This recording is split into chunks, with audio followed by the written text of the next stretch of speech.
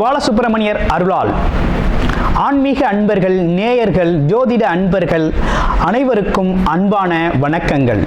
நான் உங்கள் வாழ்க வளமுடன் ஜோதிடர் ஸ்ரீ குரு சுந்தர வடிவேல்.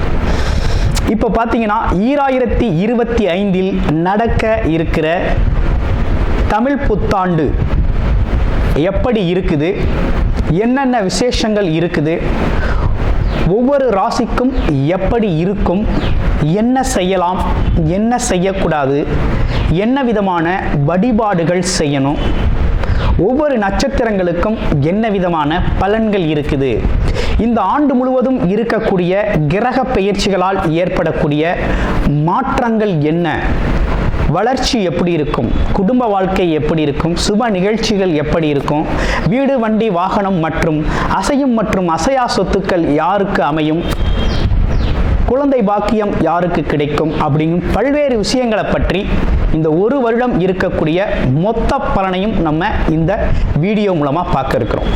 இப்போ இந்த விசுவாவசு வருடம் தமிழ் புத்தாண்டுகளில் 60 வருடங்களில் 39வது வருடம் தான் இந்த வருடம்.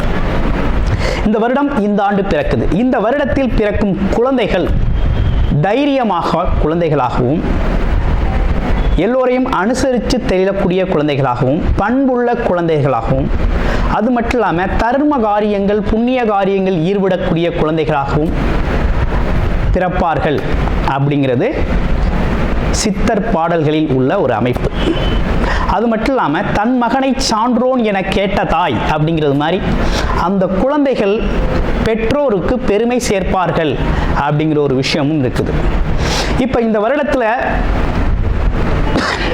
இந்த வருட பிறப்பின் அடிப்படையில் சூரியன் அப்படிங்கிற ஒரு ராஜாவாகவும் மந்திரியாகவும் இருக்கிறதுனால அரசியல் மாற்றங்கள், அதிகாரம் சார்ந்த மாற்றங்கள் அப்படிங்கிற ஒரு விஷயம் நடக்க இருக்குது. அதையும் தாண்டி மழை பொழிவு அப்படிங்கிறது ரொம்ப அதீதமாக இருக்க இருக்குது. விவசாயம் செழிக்கும், தானிய உற்பத்திகள் அதிகரிக்கும். அடுத்து பார்த்தீங்கன்னா மக்கள் செழிப்பமடைவார்கள். வருமானத்தை விட செலவு கம்மியாக இருக்கும், சேமிப்பு அதிகரிக்கும், தங்கம், வெள்ளி, ஆபரணங்கள் வாங்கக்கூடிய தன்மை ஏற்படுது. அது இல்லாமல் பார்த்தீங்கன்னா இந்த காலகட்டத்தில் பசுக்கள் உற்பத்தி அப்படிங்கிற ஒரு விஷயம் ரொம்ப நல்லா இருக்குது. அடுத்து பார்த்தீங்கன்னா மக்கள் மீது வரி அப்படிங்கிற ஒரு விஷயம் அதிகரிக்கக்கூடிய சூழ்நிலை அப்படிங்கிறதும் இருக்குது.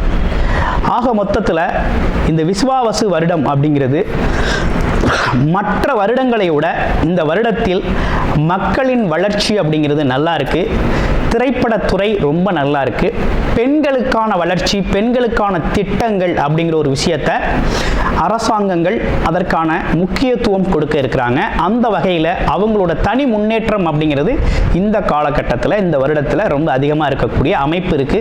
குறிப்பாக எல்லார் குடும்பங்களிலும் சுப நிகழ்ச்சிகள் நடக்கக்கூடிய ஒரு தன்மை, திருமண பாக்கியங்கள் கைகூடக்கூடிய ஒரு அமைப்பு, குழந்தை பாக்கியங்கள் கிடைக்கக்கூடிய அமைப்பு, கோவில் வழிபாடுகள், தர்ம காரியங்கள், புண்ணிய காரியங்களில் மக்கள் ஈடுபடக்கூடிய ஒரு தன்மை அப்படிங்கிறதெல்லாம் ரொம்ப மிக சிறப்பாக இருக்கக்கூடிய இந்த விசுவாவசு வருடத்தில் உங்கள் ராசிக்கு எப்படி இருக்கும் அப்படிங்கிறத இப்போ பார்ப்போம். பூச நட்சத்திரத்துக்கு இந்த விசுவாவசு வருடம் எவ்வாறு பயனுள்ள வகையில் அமையுது அப்படின்னா, தொழில் சார்ந்த விஷயங்களில் சிறு சிறு தாமதங்கள் இருந்தாலும் மிகப்பெரிய உயர்வை தரக்கூடிய வகையில், முன்னேற்றம் தரக்கூடிய வகையில் இந்த வருடம் அப்படிங்கிறது அமைஞ்சிருக்கு. வேலை சம்பந்தப்பட்ட விஷயங்களில் இருந்த தடைகள் அகலும். அதே போல் பார்த்தீங்கன்னாக்க லாபங்கள் சம்பந்தப்பட்ட விஷயங்கள்லையும் நீங்கள் எதிர்பார்த்த வகையில் நல்ல லாபம் பெறக்கூடிய வகையில் இருக்குது. சிறு சிறு தாமதங்கள் இருக்கத்தான் செய்யும், ஆனால் நல்ல முன்னேற்றம் அப்படிங்கிறது உங்களுக்கு கிடைக்கும். இந்த வாரம் எதிர்பார்க்கிற விஷயங்கள் அடுத்த வாரம் நடக்கக்கூடிய ஒரு அமைப்பு அப்படிங்கிறது இருக்குது. அதனால் முயற்சி அப்படிங்கிறத தொடர்ச்சியாக செய்யணும் அப்படிங்கிறது மாதிரி அமைப்புகள் இந்த வருடத்தில் இருக்குது. இதே காலகட்டத்தில் உங்களுக்கு திருமணம் சம்பந்தப்பட்ட விஷயங்கள் திருபலம் இருக்குது அப்படின்னா கண்டிப்பாக திருமண பாக்கியங்கள் கை கொடுக்கும். குழந்தை பாக்கிய அமைப்புகள் நல்லா இருக்குது. குடும்பத்தில் மகிழ்ச்சி அதிகரிக்கக்கூடிய காலகட்டமாக இந்த காலகட்டம் இருக்குது. அதே போல் பார்த்தீங்கன்னா வெளிநாடு, வெளியூர் பயணங்கள் உங்களுக்கு சிறப்பாக அமையக்கூடிய வருடமாக இந்த வருடம் அப்படிங்கிறது ரொம்ப சிறப்புக்குரிய வருடமாக இருக்குது. அனைவருக்கும் இனிய புத்தாண்டு நல்வாழ்த்துக்கள். மனக்காரகனான சந்திர பகவானை ஆட்சி அதிபதியாக கொண்ட கடகராசி அன்பர்களே, இந்த காலகட்டத்தில் என்ன விதமான கிரக அமைப்புகள் நமக்கு இருக்கு அப்படின்னு எடுத்துக்கிட்டோம்னா, இதுவரை குரு பகவான் லாபஸ்தானத்தில் இருந்த குரு பகவான் விரயஸ்தானத்திற்கு மாறுகிறார் வருகின்ற மே மாதம் 14ஆம் தேதி. அடுத்து மே மாதம் 18ஆம் தேதி ராகு கேதுக்களோட பெயர்ச்சிகள் நடக்குது.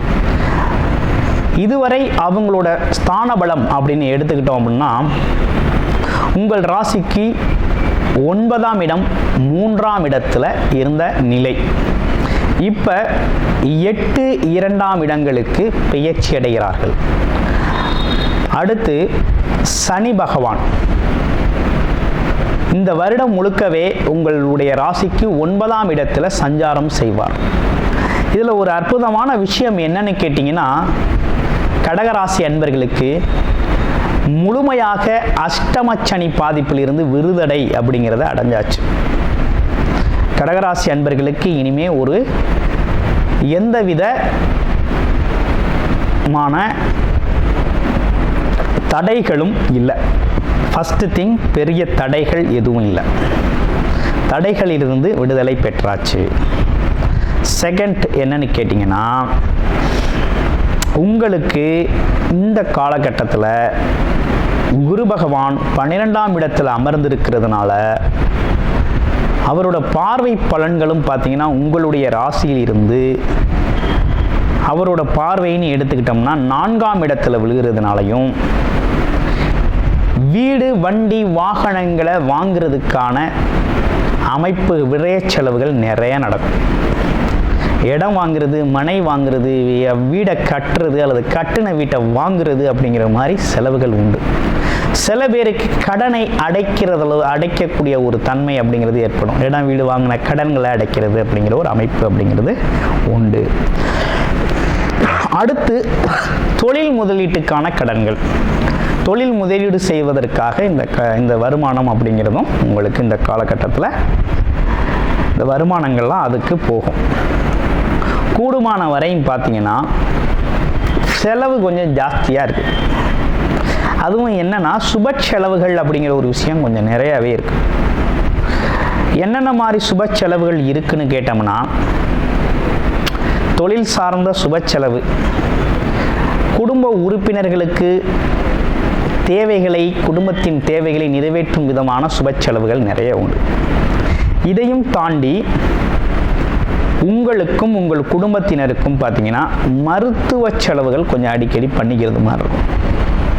உடல் கொஞ்சம் அப்பப்போ ஏதாவது புது புது பிரச்சனைகளை உடம்புல சின்ன சின்ன மருத்துவம் தேவைப்படும் அளவிற்கு இருக்குது.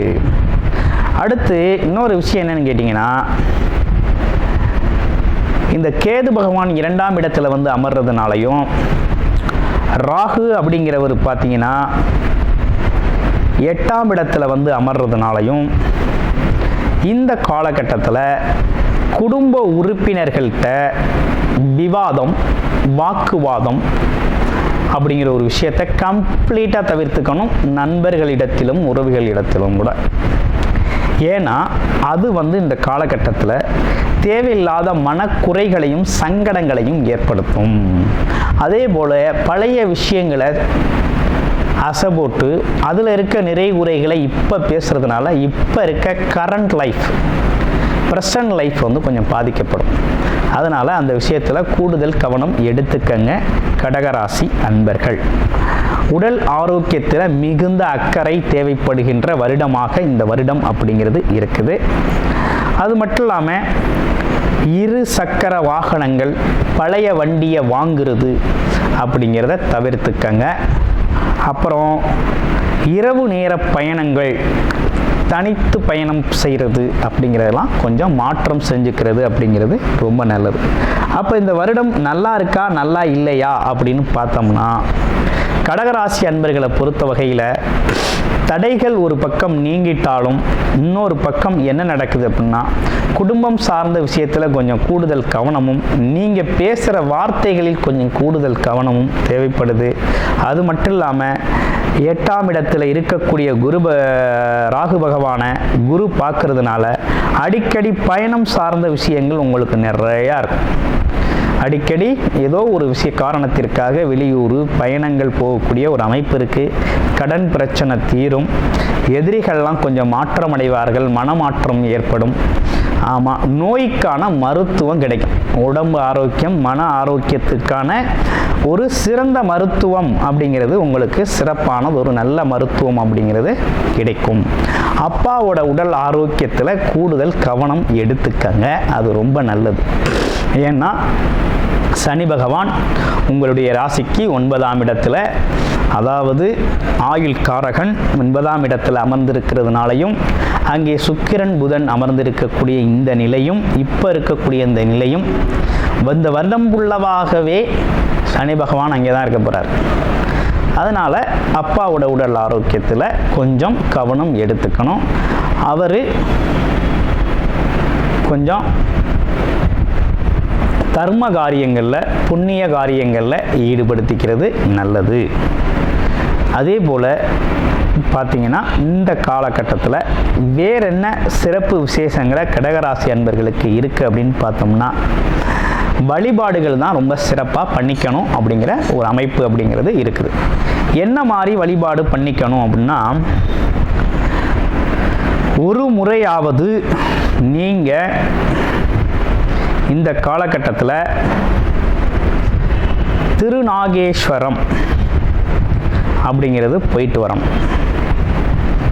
2வது விஷயம், வியாழக்கிழமைகளில் குரு பகவானுக்கு நெய் தீபம் ஏற்றி வழிபாடு செய்யணும். அதே போல் சனிக்கிழமைகளில் சனி பகவானுக்கு நல்லெண்ணெய் ஏற்றி வழிபாடு செய்யணும். இதை கொஞ்சம் செஞ்சுக்கிட்டு வாங்க, ரொம்ப நல்லா இருக்கும். கூடுதலாக உங்களுக்கு நல்லதொரு முன்னேற்றம், லாபம், அது மட்டும் இல்லாமல் திடீர் அதிர்ஷ்டங்கள், யோகங்கள் அமையணும் அப்படிங்கிற மாதிரி விருப்பப்பட்டீங்க அப்படின்னா, ஞாயிற்றுக்கிழமைகளில் ராகு காலத்தில் துர்க்கை அம்மனுக்கு நல்ல எண்ணெய் தீபம் ஏற்றி வழிபாடு செய்யுங்க. அவர் யோகக்காரகன், குருபார்வை இருக்குது. அதனால் கொஞ்சம் நல்லதொரு வருமான வாய்ப்பையும், திடீர் அதிர்ஷ்ட வாய்ப்புகளையும், யோகத்தையும் கொஞ்சம் வழங்குவார். இந்த காலகட்டத்துக்கு அது உங்களுக்கு மிகப்பெரிய லெவலில் பயனளிக்கும் வகையில் இருக்கும். என்ன இருந்தாலும் உங்களுடைய பிறப்பு ஜாதகத்தில் என்ன மாதிரி தசாபுத்தி அமைப்பு நடக்குது அப்படிங்கிறத பார்த்துக்கிட்டு பயன்படுத்துங்க. அனைவருக்கும் இனிய தமிழ் புத்தாண்டு நல்வாழ்த்துக்கள் கடகராசி அன்பர்களே. கூடுதல் தகவலாக நேயர்களின் விருப்பத்திற்கிணங்க நமது ஸ்ரீ பாலசுப்பிரமணியர் ஆலயத்தில் அனைத்து விதமான சகல விதமான தோஷங்களும் நிவர்த்தி அடைய பரிகார பூஜைகள் தொடர்ச்சியாக நடக்க இருக்குது. அது மட்டும் இல்லாமல் திருமண தடை, குழந்தையின்மை, தொழில் முன்னேற்றம், வேலை வாய்ப்பு கிடைத்தல், ராகுகேது தோஷங்கள் நிவர்த்தி அடைய, குலதெய்வ அருள் கிடைக்க, கடன் பிரச்சனை தீர, வாழ்வில் பணம், பொருள், செல்வாக்கு அதிகரிக்க, இப்படிப்பட்ட விஷயங்களுக்காக பல்வேறு விதமான சகல பிரச்சனைகளுக்கும் தீர்வு கிடைக்கும் வகையில் பரிகார பூஜைகள் நமது ஸ்ரீ பாலசுப்பிரமணியர் ஆலயத்தில் நேயர்களின் விருப்பத்தின் பேரில் தொடர்ச்சியாக நடக்கிறதுக்கு, உங்களுக்கு விருப்பம் இருக்கும் பட்சத்தில் டிஸ்பிளேல தர நம்பருக்கு கால் பண்ணி உங்களுக்கான பரிகார பூஜைகளை ஸ்ரீ பாலசுப்பிரமணியர் ஆலயத்தில் செய்து கொள்ளலாம். நன்றி, வணக்கம்.